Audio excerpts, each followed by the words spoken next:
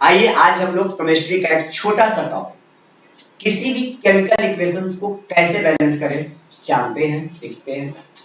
आज तक हम लोग केमिकल इक्वेशन को बैलेंस करते हैं, तुक्का मारते हैं, बड़ा प्रॉब्लम होता है। रिएक्टेंट को बैलेंस करते हैं, प्रोडक्ट बढ़ जाता है, प्रोडक्ट को बैलेंस करते हैं, रिएक्टेंट बढ़ जाता है। तो इस तरह से हम आपको एक परफेक्ट मेथड देते हैं जिसके माध्यम से किसी भी तरह का इक्वेशन आसानी से बैलेंस हो जाएगा। तो हम लोग इसे बैलेंस करने के लिए सबसे पहले इक्वेशन में मेटल को ढूंढेंगे, ठीक है। फिर इसके बाद नॉन मेटल को ढूंढेंगे, फिर उसमें ऑक्सीजन और लास्ट में हाइड्रोजन।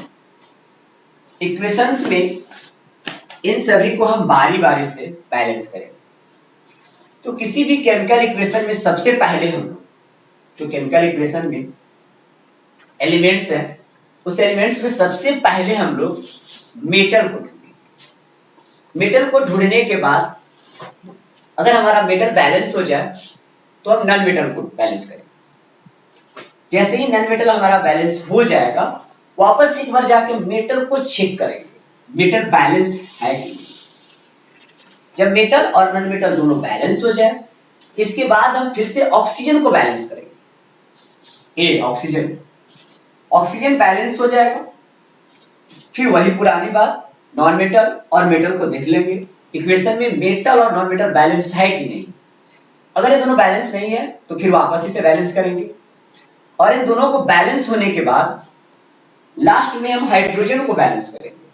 अगर हमारा हाइड्रोजन बैलेंस है तो फिर इन तीनों को बारी बारी से चेक करेंगे, ऑक्सीजन को, नॉन मेटल को, मेटल को।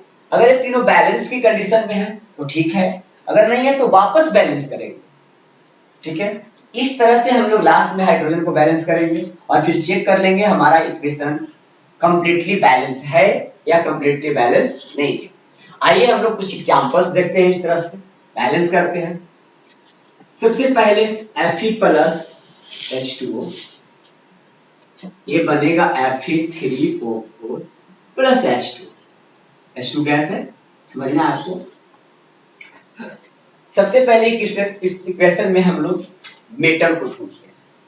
इस इक्वेशन में हमारा मेटल Fe है, तो सबसे पहले हम Fe को बैलेंस करने की कोशिश करते हैं। जानिए Fe को कैसे बैलेंस करेंगे। यहाँ पर Fe के 1 एटम है और यहाँ पर Fe के 3 एटम है।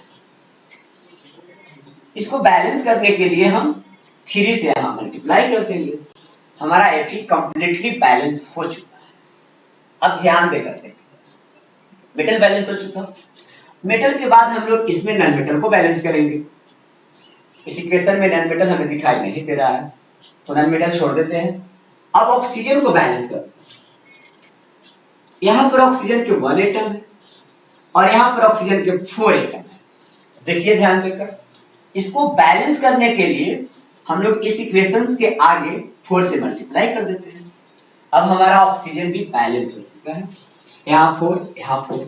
अब ऑक्सीजन बैलेंस करने के बाद वापस मेटल को चेक कर लेंगे, बैलेंस है या नहीं है। अगर मेटल बैलेंस नहीं रहता है तो आप बैलेंस कर लेंगे। Fe3 बैलेंस, O4 बैलेंस है। अब लास्ट में हम लोग हाइड्रोजन को बैलेंस करेंगे। हाइड्रोजन नंबर ऑफ एटम यहाँ पर 8 है और यहाँ पर 2 है। यहाँ पर 8 एटम, हाइड्रोजन के यहाँ पर 2 एटम। इसको 8 एटम बैलेंस करने के लिए 4 से आप गुना कर देंगे। अब यहाँ पर हाइड्रोजन 8 हो गया और यहाँ पर 8 हो गया। अब ये इक्वेशन पूरी तरह बैलेंस हो चुका है। इस तरह से हम लोग ये मेथड लगा के एक कॉन्सेप्ट के आधार पर किसी भी इक्वेशन को चंद मिनट में, तुरंत, ठीक है, 5 सेकेंड 10 सेकेंड में आसानी से बैलेंस कर सकते हैं। आइए इसी तरह का दूसरा एग्जांपल देखते हैं हम लोग। अब हम लोग दूसरा एग्जांपल्स को देखते हैं। दूसरा एग्जांपल Al4C3 प्लस H2O। आपका प्रोडक्ट हो जाएगा AlOH के होल ट्वाइस प्लस CH4। अब इसको हम लोग बैलेंस करते हैं। बस ये कॉन्सेप्ट आपको याद रखना है। सबसे पहले आपको मेटल को बैलेंस करना है। इस इक्वेशन में हम लोग मेटल को देखते हैं। इस इक्वेशन में मेटल हमारा एल्यूमिनियम, एल्यूमिनियम यहाँ पर 4 एटम्स, एल्यूमिनियम यहाँ पर 3 एटम्स। अब इसको हम लोग बैलेंस करने के लिए, सॉरी यहाँ पर 1 एटम्स है, अब हम लोग इसको बैलेंस करने के लिए एल्यूमिनियम को 4 से गुना कर देंगे। अब हमारा एल्यूमिनियम जो था वो बैलेंस हो चुका है। अब देखिए ध्यान देकर आप लोग, मेटल बैलेंस हो गया, नॉन मेटल की ओर बढ़ते हैं।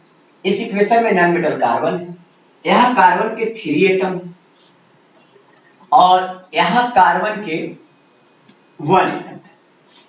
तो ये 3 एटम, यहाँ कार्बन 1 एटम, इसको बैलेंस करने के लिए 3 से मल्टीप्लाई कर देते हैं। अब आपका नॉन मेटल बैलेंस हो चुका है। वापस एक बार मेटल को चेक कर लेना है बैलेंस है कि नहीं। आपका मेटल एल्यूमिनियम 4 एटम, यहाँ पर एल्यूमिनियम बैलेंस है, नॉन मेटल आपका बैलेंस है। अब ऑक्सीजन की ओर बढ़ते हैं, ऑक्सीजन को बैलेंस करना है। तो इस साइड ऑक्सीजन के 1 एटम है और यहाँ ऑक्सीजन के 3 एटम पहले से था, हमने 4 से गुना किया।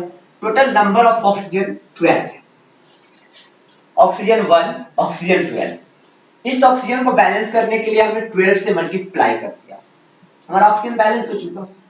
अब जैसे ही ऑक्सीजन बैलेंस हो जाए, आपको बताया गया है कि वापस एक बार मेटल और नॉन मेटल के कंडीशंस को चेक कर लीजिए, ये बैलेंस वाले कंडीशंस में है या नहीं।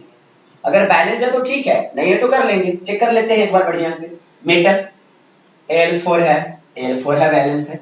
नॉन मेटल C3 है, C3 है बैलेंस है। ऑक्सीजन तो अभी हमने बैलेंस कर दिया। अब लास्ट में हम लोग हाइड्रोजन को बैलेंस करें।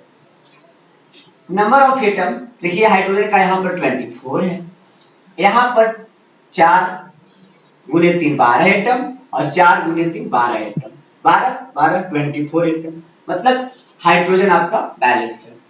अब हम लोग पूरी तरह से देख लें, इक्वेशन कंप्लीटली बैलेंस हो चुका है। तो बस एक कॉन्सेप्ट है, इस कॉन्सेप्ट के आधार पे हम लोग किसी भी इक्वेशन को आसानी से बैलेंस कर सकते हैं। जैसे देखिए, एक दो हाइड्रोकार्बन्स के एग्जांपल्स को हम लोग बैलेंस करते हैं।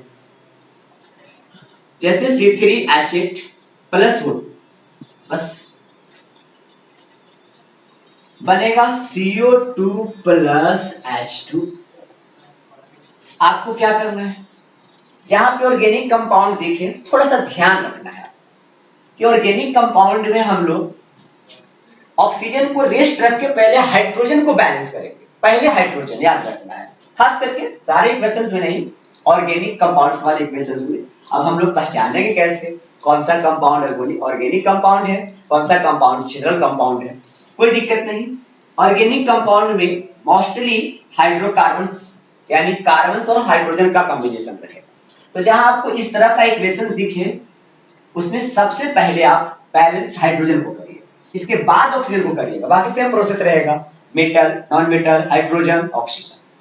तो सबसे पहले मेटल को देखते हैं, इसमें कोई मेटल नहीं, मेटल नहीं है तो फिर नॉन मेटल को चेक करते हैं। कार्बन नॉन मेटल है, इधर कार्बन के 3 एटम्स और यहाँ पे कार्बन के 1 एटम्स है। अब आप क्या करिएगा, इस कार्बन को बैलेंस करने के लिए यहाँ 3 से मल्टीप्लाई कर। अब आपका कार्बन बैलेंस होता हुआ दिख रहा है, कार्बन बैलेंस हो जाएगा।